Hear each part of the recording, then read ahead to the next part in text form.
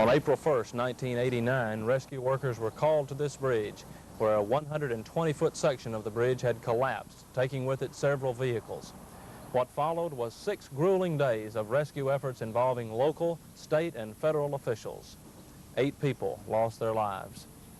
I'm Keith Phelps. As a volunteer member of the Covington Fire Department and as co-owner of KBJ Cable Television in Covington, a local television station, I had the unique opportunity that week to not only assist in a very unusual rescue process, but also to have our cameras very close to the scene to record each step in the process. Through this film, hopefully, we can give you some idea of just what took place during those memorable 6 days.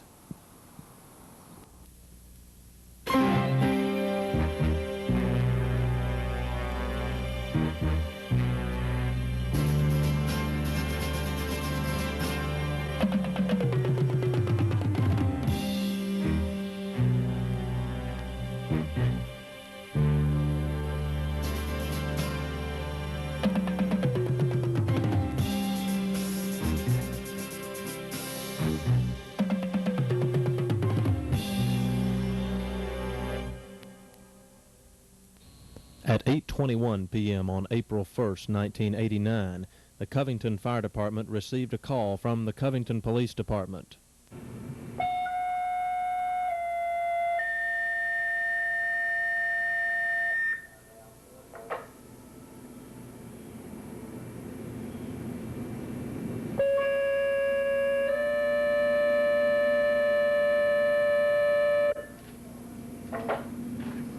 The fire department got a report of a bridge collapse. The bridge has collapsed, Highway 51 North at the Hatchie Bridge.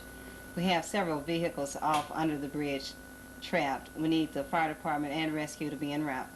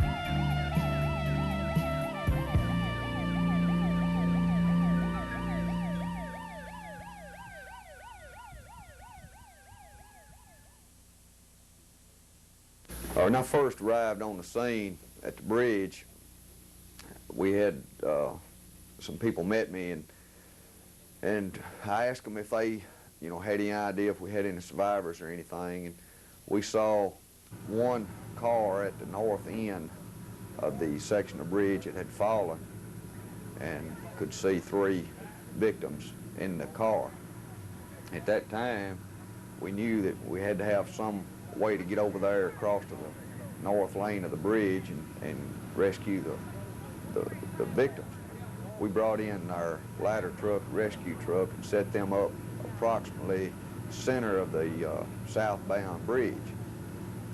We run our 80-foot aerial across to the northbound lane of the bridge, got it braced up with ladders, and began to send people across and try to get down to the car to recover the bodies that were in the first car that we had seen. Captain Tommy Dunham and myself started across the bridge, across the ladder to the northbound section of bridge, and we were a little concerned at this time because of the amount of traffic that had built up on the bridge. We had cars, spectators, and everything, people just coming in to see what had happened, had built upon a new section of bridge, and we were a little concerned about the strength of it. We got with Lieutenant Fletcher and Lieutenant Durham of the Tennessee Highway Patrol and got them to start clearing the bridge while we were continuing with our rescue operations. We got over onto the collapsed section of bridge and lowered another ladder down to where we could get on the slab. Had 3 or 4 ambulance people, a couple from Lauderdale County Ambulance Service and a couple from Tipton County Ambulance Service, down on the section of bridge to try to remove the bodies. By this time, we had Lauderdale County Rescue Squad had arrived on the scene. We had them to put their boats in the water and come over to the slab of concrete so we could put the bodies in the boats and carry them back to the landing and carry them to the hospital. After we had gotten back across the bridge onto the southbound section of bridge, we set our rescue van up as command post, and Myron Kissel with the Lauderdale County Civil Defense, Tricia Bradley with the Tipton County Civil Defense, Bill Hazelrig with the Tennessee Department of Transportation, Ron Collins and Charlie Bryant with TEMA, and Lieutenant Fletcher of the Tennessee Highway Patrol.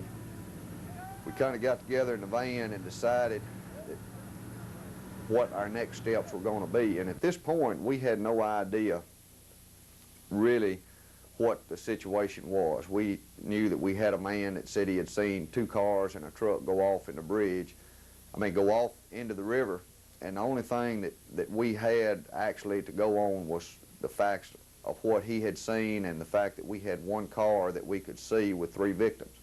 And other than that, from that point on, we were actually working in the blind. We had no idea what had happened. We didn't have any idea how many cars had gone off into the river, and we just had no way of knowing, what had gone off of the bridge during this span of time. At this point, we actually did not know how long the section of bridge had been collapsed. After our meeting, we decided we would try to get a hold of some divers and get them into the water to see if we could locate any more vehicles or any more bodies. We did make contact with Leroy Bledsoe of the Shelby County Fire Department, which did get us a crew of divers out of Grenada, Mississippi. But it was going to be on up in the morning before they could get there and get started into the diving process of locating victims and vehicles, because of the fact that the river was rising so fast and the current was so swift, and they were just a little afraid to get into the water in that kind of water during the night. We asked Myron if he could get the Lauderdale County Rescue Squad to go ahead and start dragging the river to see if we could locate anything, by our dragging process. So from this point on, the rest of the night was pretty much concentrated on dragging the river to see if we could locate any other vehicles or bodies. During this dragging operation, we did locate, or they managed to hook parts of one of the vehicles. They pulled out a red fender that apparently come off of the International truck. At that point, like I said, we had no idea what kind of truck was down there or anything. They pulled this fender up, and like I said, it did belong to a red International tractor trailer rig. Well, it kind of coincidence, Myron knew a boy from Ripley that had left that afternoon to go to Memphis to pick up a new red International tractor trailer loaded with furniture. He and his wife had gone down to pick the truck up. So he made some phone calls to Ripley and found that the man had not returned home. The people's son had been with him. He had returned home, but his mother and father had not. So we began to concentrate, on that lead. That was the only thing we had at that time. All right, by this time we had begun to get more information in on the Mr. and Ms. Herons. We had talked with someone that had seen them at the last red light leaving Covington, and that she was in a Ford Crown Victoria following behind Mr. Heron's truck.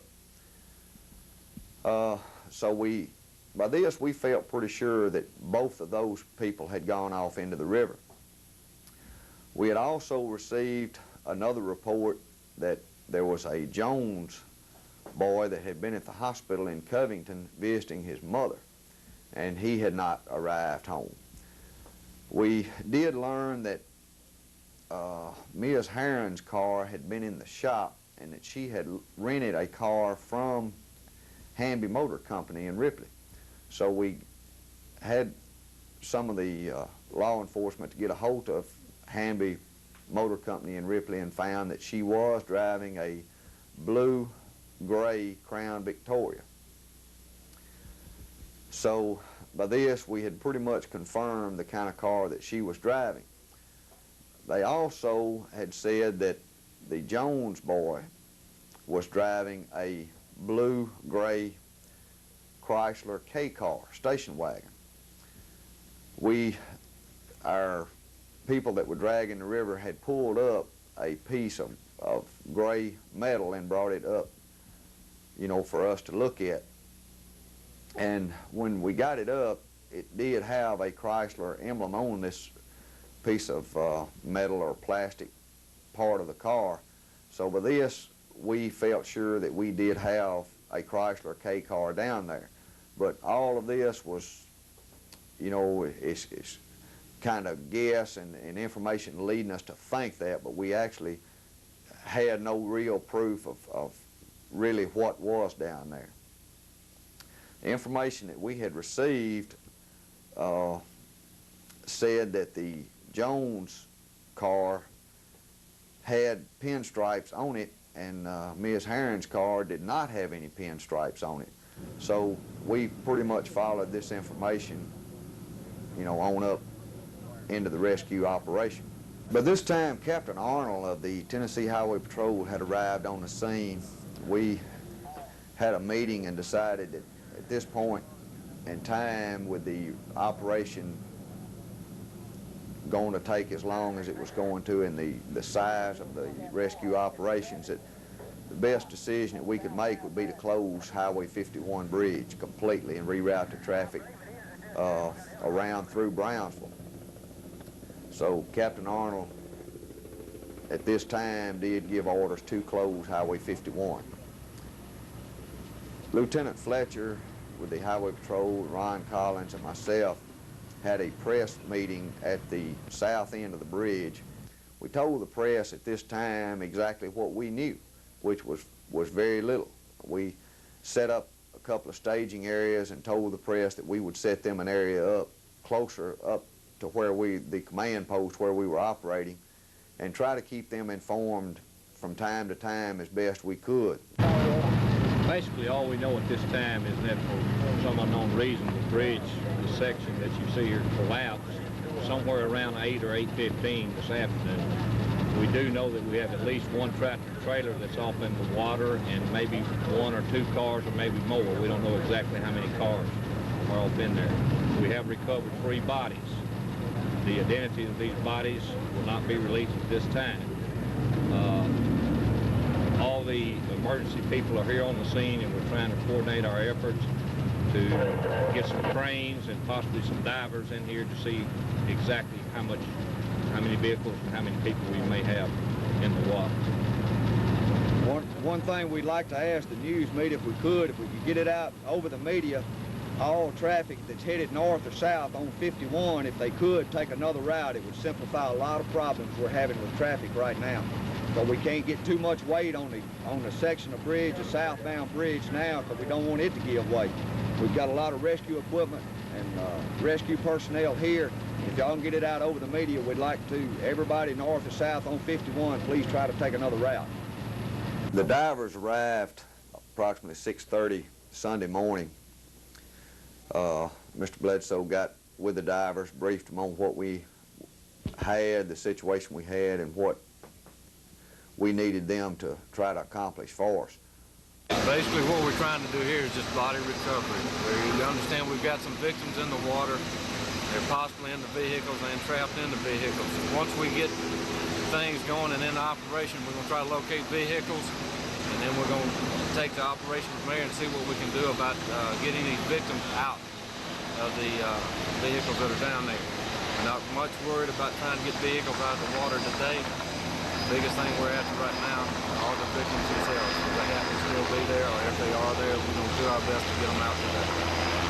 The divers began setting up on the slab of concrete approximately 7:15 that morning.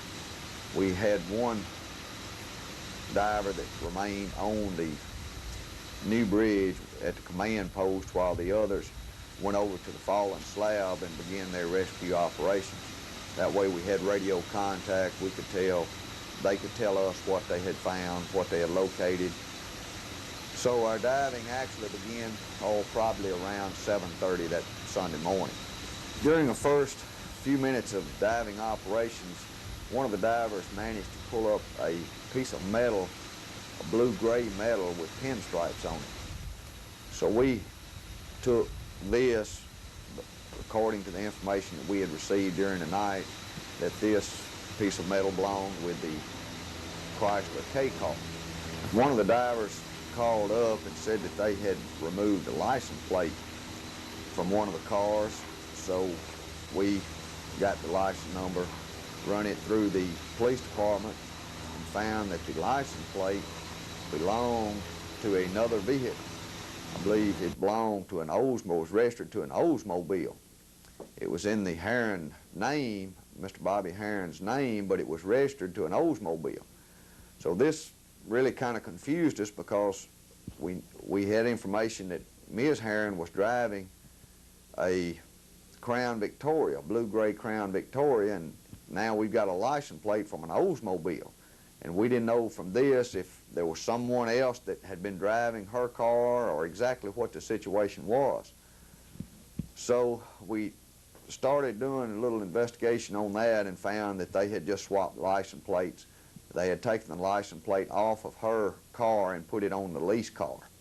From the information that we had received during the night and from the information that we received from the license plate, the drivers, the divers, and the piece of metal that they had brought up, we felt sure that we had, well, we knew we had the green Pontiac off there. Then we felt sure that we had the Crown Victoria, the Red International truck, and a Chrysler K-car.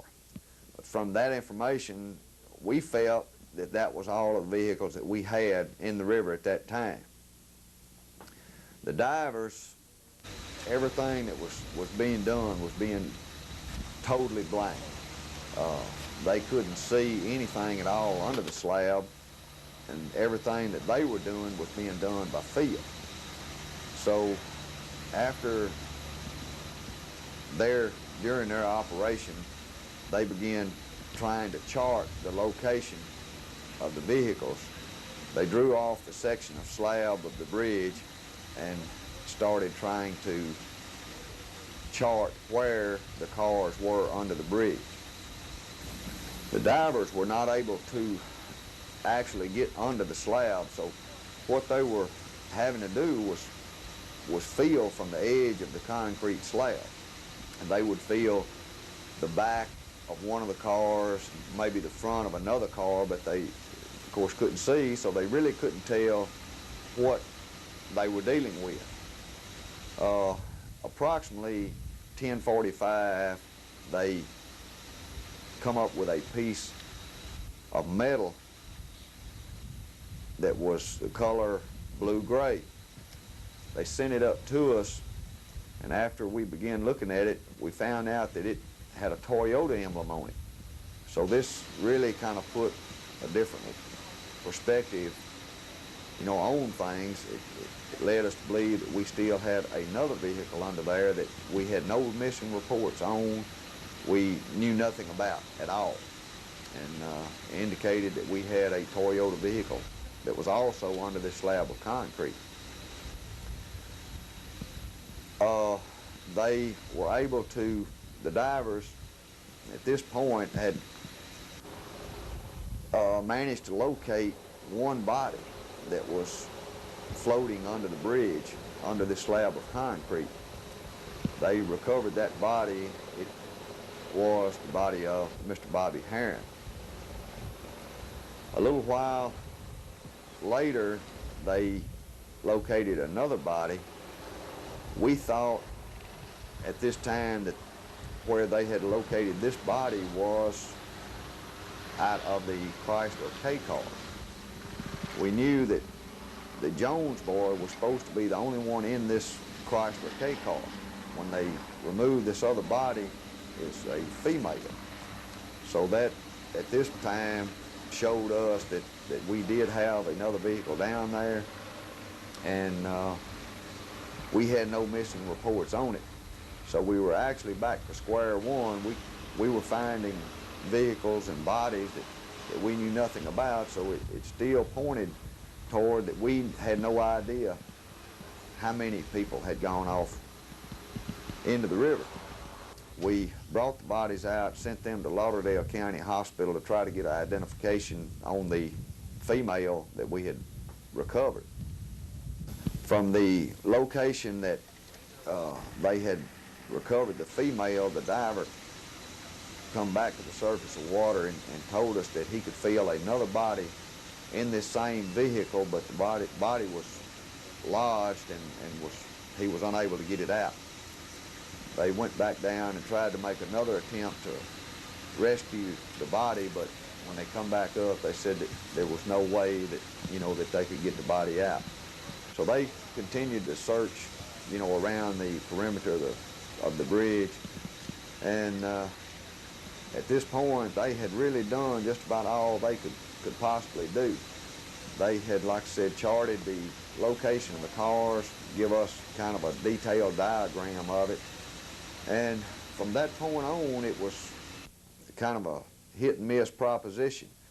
We decided that the only way that we were going to be able to get to the victims was to take the chart that they had, bring in some air hammers, and start cutting holes in the bridge to try to get into the vehicles to rescue the bodies. We had spent part of the night trying to figure out how we could lift this slab of concrete up, and an 80-ton piece of concrete, there was no way that we could lift it up because we didn't feel that the bridge was safe enough to hold any type of equipment that would reach over and pull this 80-ton section of concrete up. So we knew that we were going to have to take the air hammers and chisel the concrete into sections to where we could lift it up. This was going to take probably a couple of days to do, so at this time we just felt that the best thing we could do to get these bodies out was to start cutting holes in the concrete at the approximate location of the vehicles that the divers had given us. So that was our next step, and this operation was started Sunday afternoon. I'm Bill Moore with the Department of Transportation. What we're going to try to do now is to break up the slab into two pieces. We're going to try to get a couple of jackhammers down there to break it up where we think we can pull it off of the cars and recover the bodies. The first thing that's going to happen is the diver is going to look at the end of the bridge, the north end of the bridge, to make sure that we can get some equipment out there on it safely. And as soon as he does that, we're going to start jackhammering the slab into two pieces, hopefully, and try to be able to pull it off, and the divers can get back in and recover the bodies.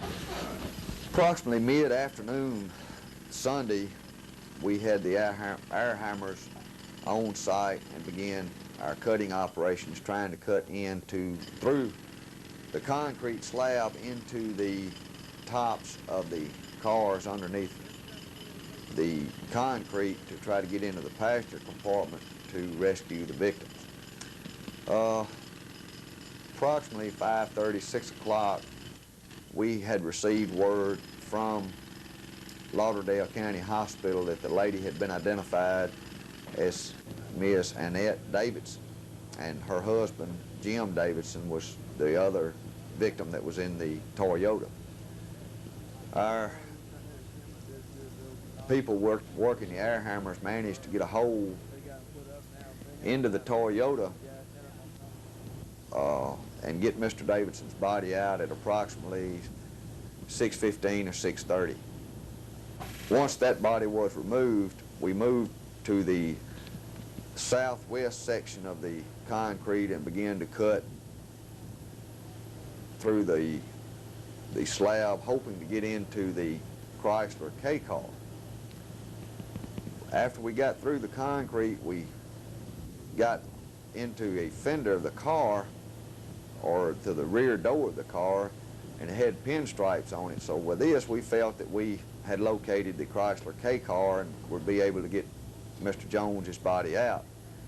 We began to cut into the car with our extrication equipment, and when we got in there, we found that this was the forward car, and that our information that we had received during the night that the K car had pinstripes and the forward car did not have pinstripes proved to be false. Both cars had the same color pinstripes. They were both the same color cars. This Ford, we were able to get into and recover the body of Miss Herron approximately 7 o'clock Sunday night. From that point on, the rest of the night was still spent trying to cut holes into the concrete slab, trying to locate the Chrysler K car. We had cut at points that we thought the K car was at and had turned up nothing.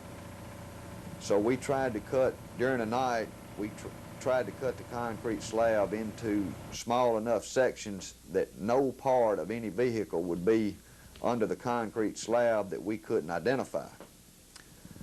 All right, by daylight the next morning, we had not gotten a lot accomplished because of severe weather during the night. We had to completely stop all of our operations twice during the night.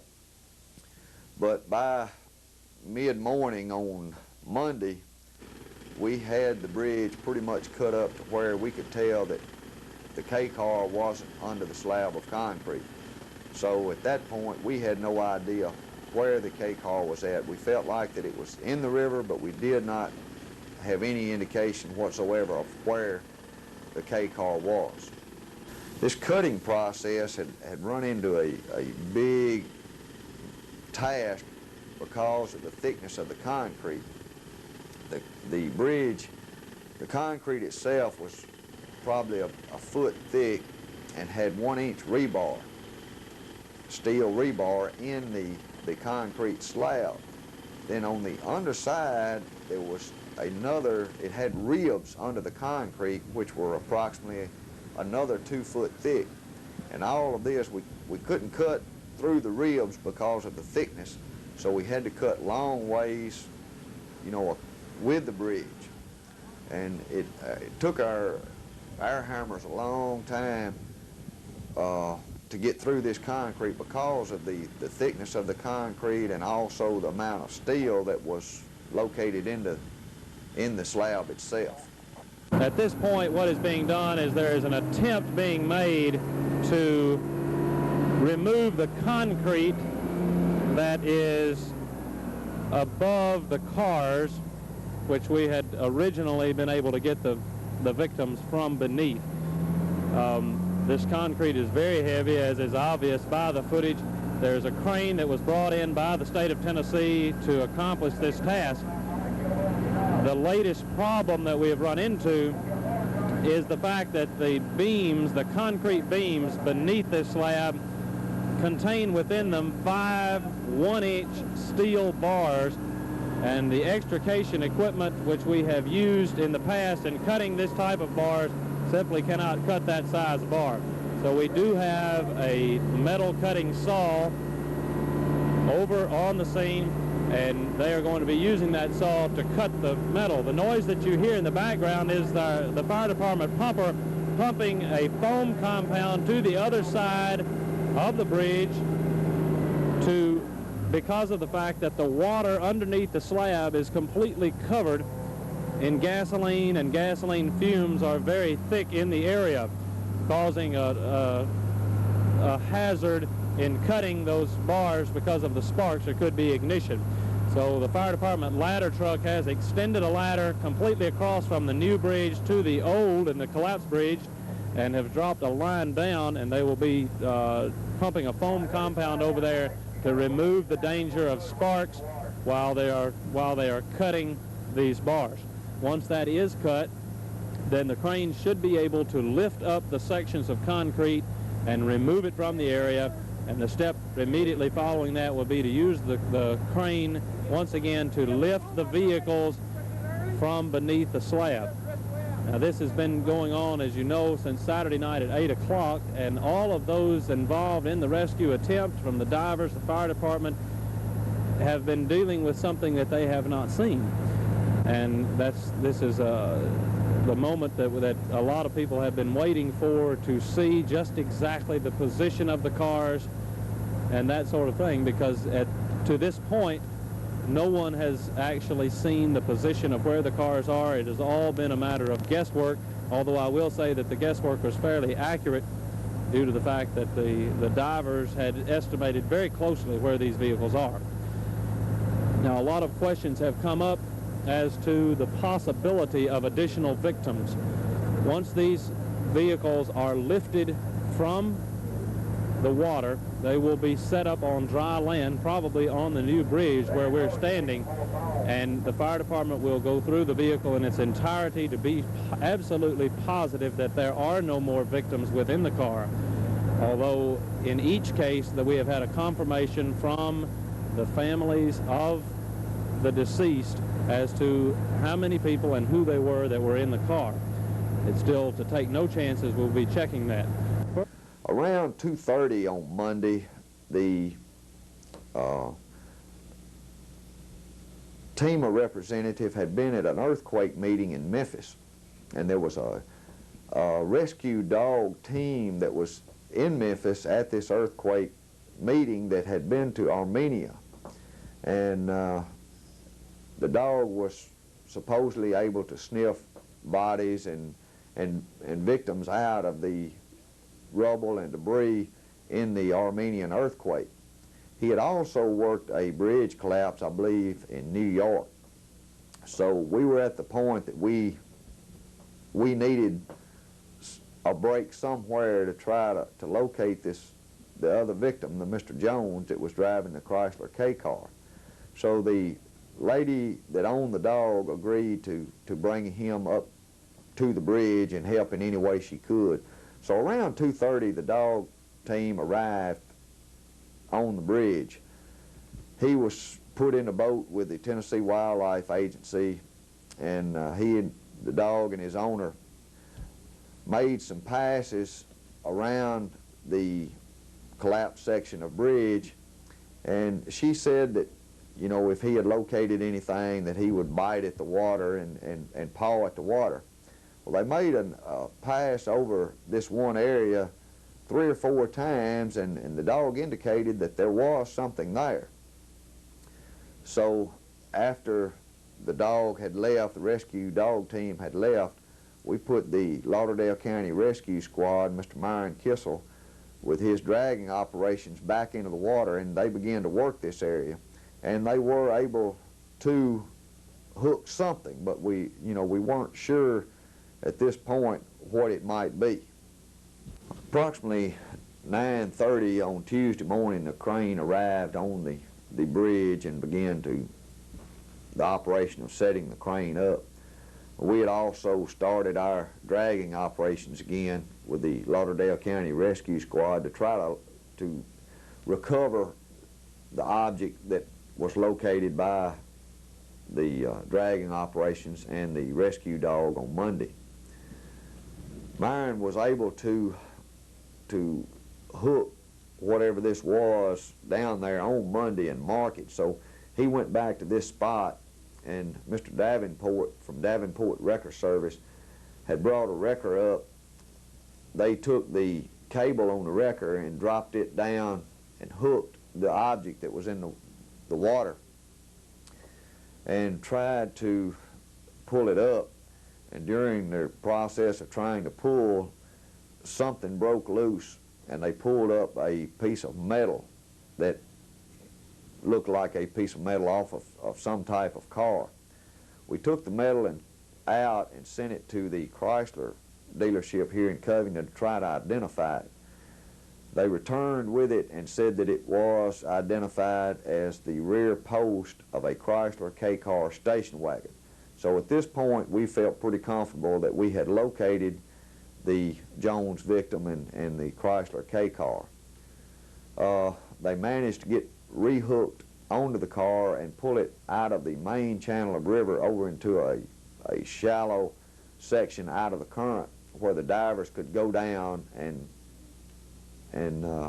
secure the body or be sure that the body was still in the car. When they got it over, the divers did go down. They returned to the surface, told us that the Jones victim was still in the car and that they had secured him so he wouldn't come out during the operation of pulling the car out of the water. So approximately 2:30 that afternoon, the car was removed from the river. We recovered the Jones body and he was sent to Lauderdale County Hospital. Approximately 8 p.m. on Tuesday night, we were able to get one more vehicle out. We managed to remove the Pontiac from the river, which was the car the first victims had been recovered out of. Our efforts to remove the Ford car of Miss Herron's that night, there was still too much of the bridge laying on it, so we called everything off until the next morning, and we began with air hammers the next morning to cut that chunk of concrete up into a smaller piece where we could recover her car. We managed to get the Crown Victoria out approximately 10 o'clock on Wednesday morning. The next vehicle that was removed was the Toyota, and it was removed approximately 2:30 on Wednesday afternoon. Delegation from Washington arrived and on the bridge to kind of survey the damage and see what kind of rescue operation was being attempted.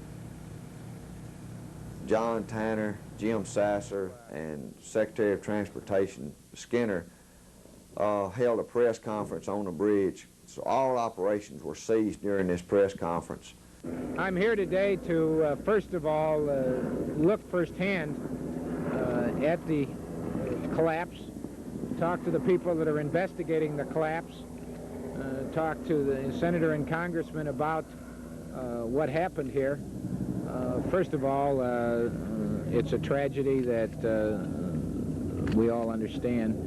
And in situations like this, I want to make sure that the United States Department of Transportation is, number one, doing everything they can to facilitate the investigation, and number two, to find out as soon as the National Transportation Safety Board investigation is done what happened here, and then take whatever steps are necessary within our system to make sure that this doesn't happen again if it can be prevented. Approximately 2:30 on Friday afternoon, we were able to hook to the tractor, remove it from the river. The divers went back down and informed us that nothing else was down there, that everything was clean, and the gas was coming up from one of the fuel tanks that had been embedded into the mud. So we ceased all our operations, and the complete rescue procedure and recovery procedure was over approximately 2:30 on Friday, April the 7th. To us, this type of operation was a major ordeal, which I feel like it would be anywhere in the United States. Our department consists of 12 full-time firemen and approximately 15 volunteer firemen. We respond on an average of 3 or 4 men per shift to any given call. On this particular night, we responded with 4 people, our aerial truck, 1 rescue truck. Everything really worked as the system is designed to work. There were a large number of people involved in this, tremendous amount of agencies involved from the local level all the way up through the national level were working together in this tragedy on the bridge. Everything had to be coordinated, the rescue efforts, the recovery efforts, the traffic, the media, everything was coordinated through our command post that was set up on the bridge. And in view of the amount of agencies and number of people and number of agencies that were involved, everything really, we were tickled to death with it. Everything went real smooth. Our department has never experienced anything like this, and we hope that we never experience anything of this magnitude again. But we feel that whatever the emergency arises, that this ordeal has taught us a great deal, and that we can cope with whatever emergency arises that we are faced with. And if you don't, one of the lessons that we learned in this was coordination. Everything has got to be coordinated, and training is one of the most important things that you can do, pre-planning. If it hadn't been for our ability to pre-plan and to coordinate with our other agencies that were involved in this, it would have been holy terror out there on the bridge. But as it was, we feel that everything worked real smooth and went the way that the system was designed to work. Mr. Collins, in an incident such as this, who is in charge of the incident scene and why? Normally the fire chief would be in charge of this particular type of an incident, but it really takes the coordination of many, many different agencies. And the fire chief has direct charge of rescue, and the other agencies that come in generally work under his and follow whatever he desires, such as the divers we brought in from the state. We coordinate the state agencies.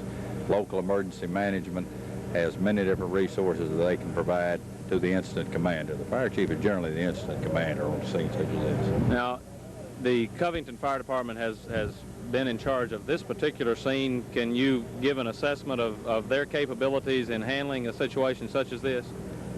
I have worked with the Covington Fire Department on many different occasions on hazardous material incidents, this particular instance, and I find that the Covington Fire Department is very well equipped and very well trained to take care of situations such as this. They have an excellent fire service.